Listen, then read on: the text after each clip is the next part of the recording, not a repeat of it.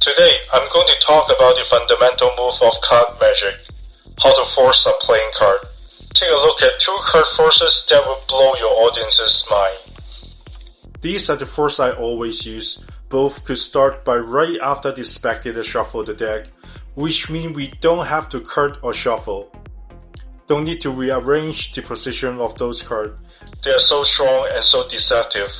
And I will show you the most easy way to execute the move. Even you are a beginner, still can learn the technique in less than 10 minutes. I will show you how I make it be more simple to learn and practice. Before you jump in, make sure you hit the like and subscribe.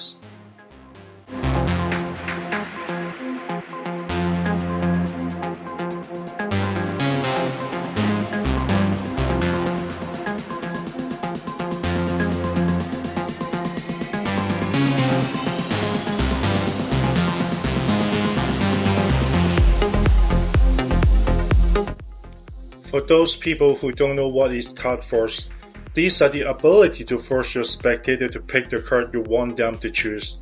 Let's say, for example, we are going to force the Ace of Spades. The first one is one of my favorites. It is known as the Cull force or the spread force. Let's say we start by spectator giving the deck a quick little shuffle. Once everyone has been satisfied, we are going to select the card in a fair way. I'm going to go through the card like this. You could just touch one you want. You don't have to really take that out, just touch one is fine. Whatever the spectator touch, we stop right here. They could even change to the other card if they want. Let's say they want 2 more.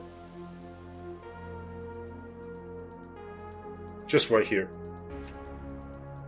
Take a look and memorize it. And of course, this is our first card, the Ace of Spades.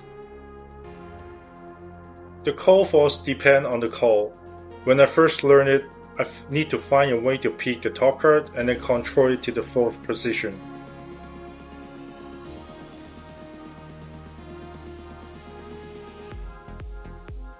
Explain when I go through the deck, you can touch one if you want. At the moment I say that, my right hand go back.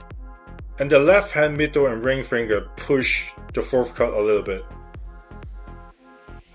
After they explain, my right hand get back to touch the deck and pull the 4th card at the same time. The 4th card is at the bottom of the deck now. No matter which one they touch, at the second I square those up, they can only see the card I want them to see. It is very good but not direct enough, because I have to shuffle this, rearrange the position of the top card. First, the spectator already shuffled the card. I have no reason to shuffle that again. Second, riffle shuffle to control the card to the 4th position is not very easy. At least this is not for beginners. So I choose to force the bottom card. When I take the deck from them, at the same time I rotate the deck and square. I could peek at the bottom card. From the front, they won't notice anything. But from my angle, I can see exactly what is the bottom card.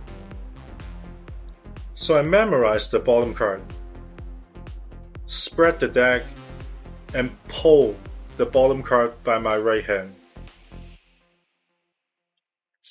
But I have very dry hand. That makes the pulling action be more difficult. So I find a way that make the move be easier.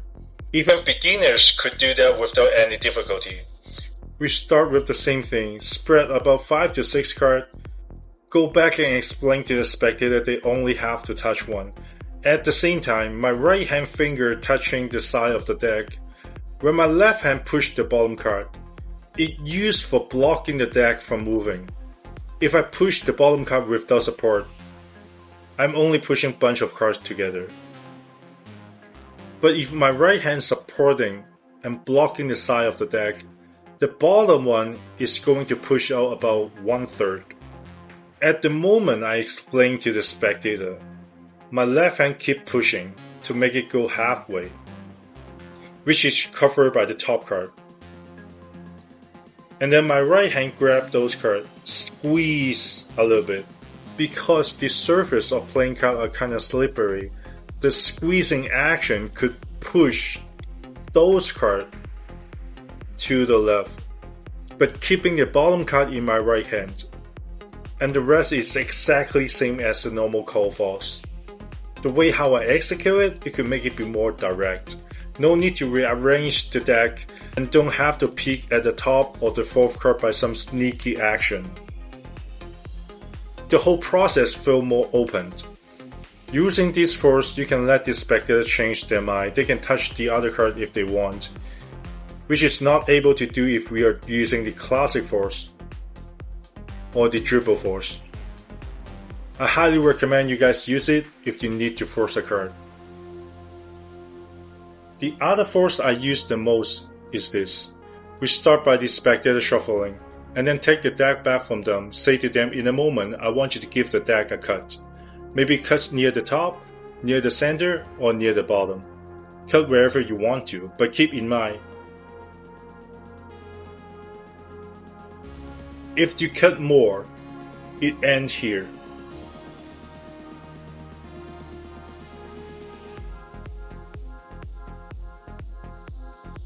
If you cut less, it ends in here. Then the spectator gives the deck a cut, and going to mark the spot as me.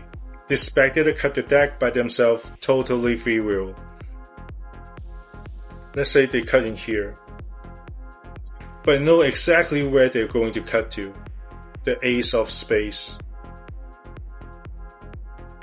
I honestly think this is one of my favorite because it is so easy and everything happens on spectator's hand. It is the CROSSCUT force, which is forcing the top card or the bottom card. Actually, a lot of professional magicians use it quite often. Think about that. Everything happens on spectator's hand. It could give them the impression that we have absolutely no control. But most of the beginners don't want to use it because they're afraid of get caught by the spectator. But I have to say, easy, but it doesn't mean that could not be deceptive. Only one move. Apply only one move can make it be the best cut force in the world, which is the force swing cut. For the people who don't know what is force swing cut, just simply cut a packet by the right index finger, swing it to the left hand. Normally, if you want to complete the cut, just simply place the right packet on the top. But if we tap it and then drop the right packet and take the left one, drop it on top, it looks like I'm cutting the card, but in fact I didn't do anything. The deck maintained the original order.